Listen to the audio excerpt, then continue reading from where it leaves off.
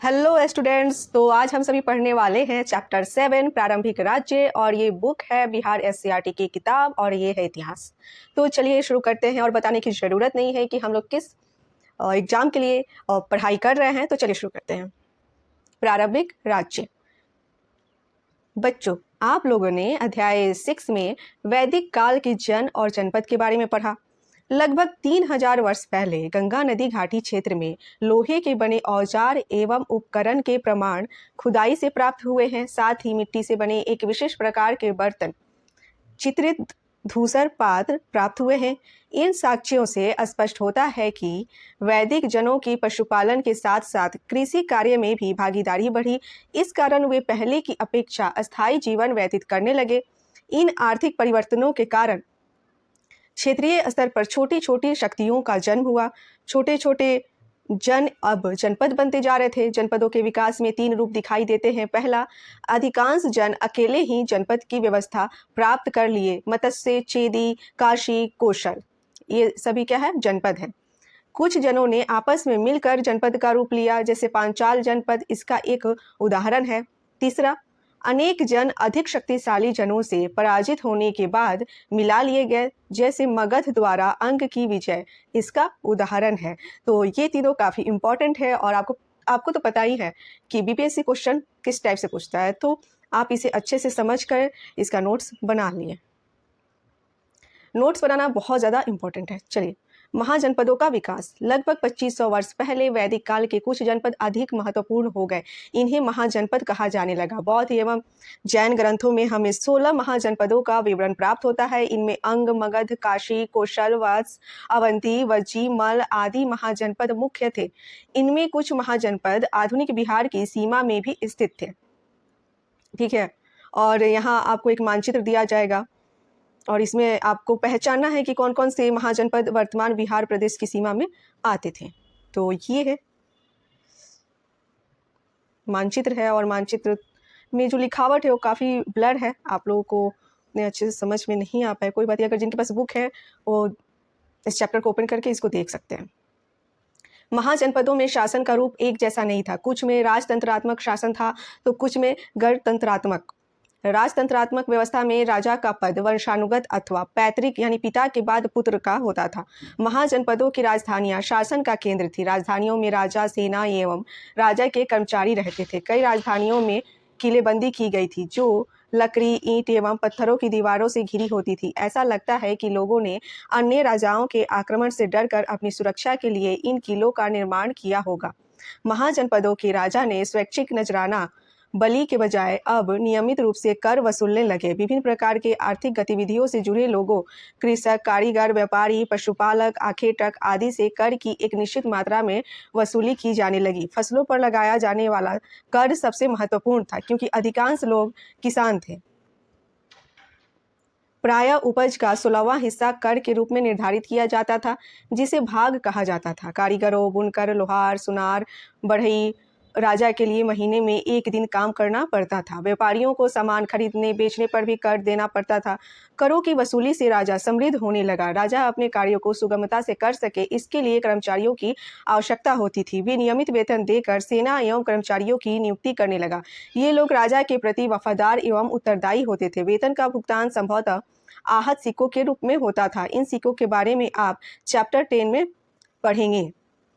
अब जानते हैं मगध का उत्थान। मगध का फैलाव मुख्यतः आधुनिक बिहार राज्य के पटना एवं मगध प्रमंडल मुख्यालय गया तक था। मगध के उत्थान में इसके निकटवर्ती क्षेत्र में पाई जाने वाली लोहे की खानें थीं, जो अच्छे हथियारों के निर्माण में सहायक थी। मगध का राज्य गंगा नदी घाटी में स्थित होने के कारण उर्वर एवं उपजाऊ था। कृषि की समृद्धि एवं संपन्नता के कारण शासक वर्ग के लिए आर्थिक संसाधनों की प्राप्ति भी आसान थी। इस क्षेत्र में व्यापार एवं व्यवसाय भी विकसित अवस्था में थे। मगध क्षेत्र के जंगलों में हाथी प्रचुर मात्रा में उपलब्ध थे, जिसकी सहायता से विरोधी राज्यों पर अधिकार करना आसान था। मगध के चारों ओर प्राकृतिक सुरक्षा के साधन थे। मगध की दोनों राजधानियां राजगीर पहाड़ियों से एवं पाटलिपुत्र नदियों से घिरी थी। इसके अतिरिक्त मगध में बिंबिसार, अजातशत्रु, महापद्मनंद जैसे योग्य शासक हुए जिन्होंने अपने साहस और शक्ति से राज्य का विस्तार किया। मगध का प्रथम महत्वपूर्ण शासक बिंबिसार था। उसने अपनी स्थिति मजबूत करने के लिए कौशल और लिच्छवी राजवंश के साथ वैवाहिक संबंध स्थापित किए। अपने राज्य की पूर्वी सीमा पर स्थित अंग महाजनपद पर आक्रमण कर मगध में मिला लिया तथा गंगा नदी के मार्ग से होने वाले व्यापार से अधिकतम लाभ प्राप्त किए। इससे राज्य के आर्थिक संसाधनों में वृद्धि हुई। बिंबिसार का पुत्र अजातशत्रु अपने पिता के बाद मगध का राजा बना। उसने अपने पिता की साम्राज्य विस्तार की नीति का अनुसरण करते हुए कौशल और वज्जीसंघ के साथ युद्ध किया। कौशल के राजा प्रसेनजीत को युद्ध में पराजित कर काशी को प्राप्त किया। अजातशत्रु ने अपने मंत्री वस्कार की सहायता से वज्जीसंघ के सदस्यों में फूट डालकर उनकी शक्ति को कमजोर कर जीत लिया। अजातशत्रु ने अपने शत्रु राज्य अवंती से अपनी राजधानी राजगीर की सुरक्षा हेतु किलाबंदी कराई, जिसके अवशेष आज भी देखे जा सकते हैं। उसने गंगा गंडक सोन नदियों के संगम पर स्थित पाटली ग्राम में सैनिक छावनी सेना के रहने के स्थान का निर्माण किया, जो बाद में पाटलिपुत्र के नाम से विख्यात हुआ। अजातशत्रु के बाद उदयन मगध का राजा बना। और ये बहुत ही इंपॉर्टेंट टॉपिक पॉइंट सब कुछ चल रहा है। आप लोग कॉपी पेन लेकर बैठे और नोट डाउन करते चले एकदम मेरे साथ में। अजातशत्रु के बाद उदयन मगध का राजा बना। उसने पाटलिपुत्र को अपनी राजधानी बनाई। उसके काल में मगध और अवंती की शत्रुता काफी बढ़ गई थी। उस समय अवंती का राजा चंद्रप्रद्योत था। इसने कई युद्धों में अवंती को हराया, फिर भी अवंती मगध राज्य का अंग नहीं बन सका। शिशुनाग के अंतिम रूप से अवंती वत्स और कौशल पर विजय प्राप्त की। मगध के अंतिम नंद शासक धनानंद के समय में यूनानी विजेता सिकंदर का भारत पर आक्रमण हुआ, लेकिन सिकंदर की सेना ने मगध पर आक्रमण करने से इनकार कर दिया, क्योंकि मगध के राजा के पास एक विशाल सेना थी। धनानंद एक अत्याचारी राजा था, इसलिए वह प्रजा में काफी अलोकप्रिय था। इसका लाभ उठाकर चंद्रगुप्त ने धनानंद को युद्ध में पराजित कर मगध पर अधिकार कर लिया। मगध की समृद्धि एवं शक्ति की बुनियाद पर मौर्यों ने एक विशाल साम्राज्य की स्थापना की, जिसको आप लोग पढ़ेंगे चैप्टर 9 में। अब बात कर लेते हैं गणराज्य की। कुछ राज्य ऐसे थे जिसे गणराज्य कहा गया। शाक्य, लिच्छवी, वज्जी, विदेह, तात्रिक, मल्ल, कोलिय, मौर्य आदि भारत के प्रमुख गणराज्य थे। यहाँ की शासन व्यवस्था अलग तरह की थी, जिसे गण या संघ कहते थे। गणतंत्र में शासन के प्रधान का चुनाव होता था। अधिकतर ऐसे गणराज्य छोटे आकार के होते थे, अतः यह आपस में मिलकर संघ का निर्माण करते थे। मगध के निकट वज्जी संघ था, जिसकी राजधानी वैशाली थी। मानचित्र में वज्जी संघ की पहचान करें।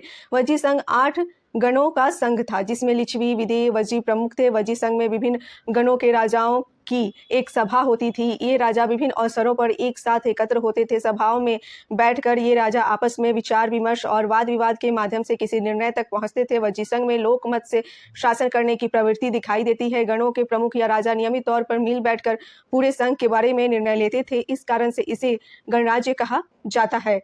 गण शब्द का प्रयोग कई सदस्यों वाले समूहों के लिए किया जाता है। वज्जी संघ में लिच्छवी एक प्रमुख गण था। इसकी सीमाएं वर्तमान वैशाली एवं मुजफ्फरपुर जिले तक फैली हुई थी। बिंबिसार के काल में लिच्छवी लोग काफी शक्तिशाली थे। यहाँ का राजा चेटक था। चेटक ने अपनी लड़की का विवाह बिंबिसार से कर मैत्री संबंध स्थापित किया। मगध के राजा अजातशत्रु ने लिच्छवी गण पर विजय प्राप्त किया था। इसके बावजूद उनका राज्य अब से लगभग 1500 वर्ष पहले तक चलता रहा।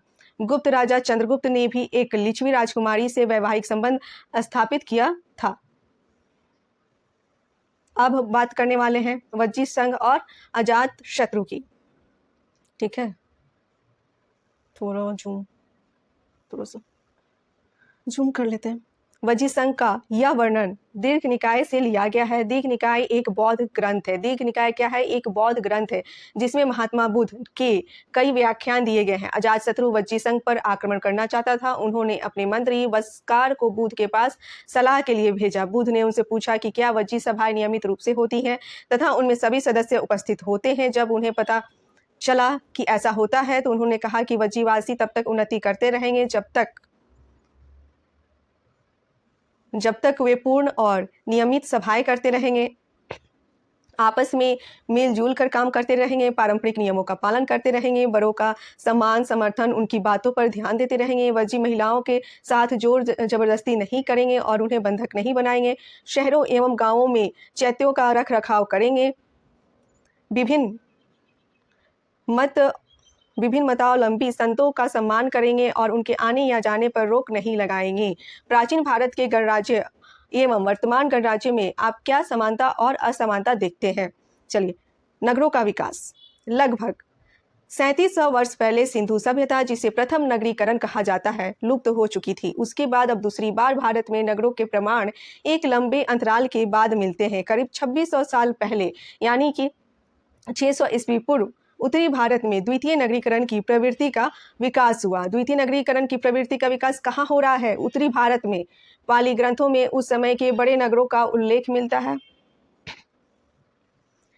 वाराणसी, वैशाली, चंपा, राजगिरी, कुशीनगर, कौशाम्बी, श्रावस्ती, पाटलिपुत्र यानी पटना आदि नगरों समेत लगभग 62 नगरों के प्रमाण मिलते हैं। नगरों के विकास के अनेक कारण थे। इनका विकास धीरे धीरे हुआ। इस काल के नगरों के विकास में आर्थिक, धार्मिक, राजनैतिक कारण प्रमुख थे। जैसे जैसे विशाल राज्यों का गठन हुआ, उसकी राजधानी भी अधिक विशाल और भव्य रूप धारण करने लगी। इस काल के अनेक नगर राजनैतिक प्रशासनिक केंद्रों के रूप में विकसित हुए, जहाँ शासक, पदाधिकारी, सैनिक वर्गों की प्रधानता थी। गाँव जहाँ कृषि आजीविका का मुख्य साधन था, वहीं नगरों में शिल्प और व्यापार जीविका के महत्वपूर्ण साधन थे। विभिन्न नगरों विशिष्ट वस्तुओं के उत्पादन केंद्रों के रूप में विकसित हुए। इनमें कपड़े, बर्तन और अन्य सामान शामिल थे। उत्पादन अधिक होने से इन वस्तुओं को दूसरे नगरों में ले जाने और बेचने का काम प्रारंभ हुआ। इस तरह ये नगर व्यापार के केंद्र भी बने और इनकी आबादी भी बढ़ी। कई नगर धार्मिक कारणों से भी विकसित हुए। किसी प्रमुख मंदिर या तीर्थ स्थान के आसपास पुरोहित, सेवक, अन्य कामों से जुड़े लोग अस्थायी रूप से बसने लगे और यात्री दर्शन के लिए आने लगे। इस कारण यह बस्तियां भी नगरों में परिवर्तित हो गई। स्मरणीय है कि ऐसे नगर अधिकतर नदियों के किनारे या उस समय के प्रमुख मार्गों के पास विकसित हुए, क्योंकि व्यापार एवं सेना के आवागमन के लिए भी यह सुविधाजनक था। प्रत्येक नगर के आसपास गांव भी बसे होते थे, जहां से नगरवासियों को अनाज और वस्तुओं के उत्पादन के लिए कच्चे माल प्राप्त होते थे। व्यापारियों द्वारा प्राप्त मुनाफा और राजाओं द्वारा प्राप्त कर ने नगरों को संपन्न बनाया। नगरों की आबादी भी बहुरंगी थी। इनमें शासक, पुरोहित, व्यापारी, शिल्पकार, मजदूर, सेवक और दास सभी शामिल थे। इन अलग अलग वर्गों या जातियों के बसने के लिए नगरों को विभिन्न मोहल्लों या भागों में बांट दिया जाता था। इस प्रकार एक सुनियोजित नगरीय जीवन की रूपरेखा 6ठी शताब्दी ईसा पूर्व तक उत्तर भारत में विकसित हो चुकी थी। इस प्रक्रिया को द्वितीय नगरीकरण भी कहा जाता है। समझ में आई बात? द्वितीय नगरीकरण किसे कहते हैं? और ये चैप्टर हो जाता है यहीं पे समाप्त। तो चलिए, हम आपसे मिलते हैं अगले वीडियो में। और मुझे बहुत अच्छा लगा कि काफ़ी लोगों ने मुझे सपोर्ट किया, तो इसकी वजह से अब मैं जितने भी एग्ज़ाम हुए हैं रिसेंट में, उसके क्वेश्चन पेपर्स मैं कोशिश करूँगी कि उसे मैं सॉल्व करवाऊँ। और ख़ास करके जो जिस एग्ज़ाम को बीपीएससी ने करवाया है, उससे भी एक पैटर्न आपको, लेटेस्ट पैटर्न पता चलेगा। ठीक है, तो चलिए, धन्यवाद। जाते जाते चैनल को सब्सक्राइब करते जाना, लाइक करना, शेयर करना और पढ़ाई करना। ठीक है, ये ज़्यादा इंपॉर्टेंट है। चलो।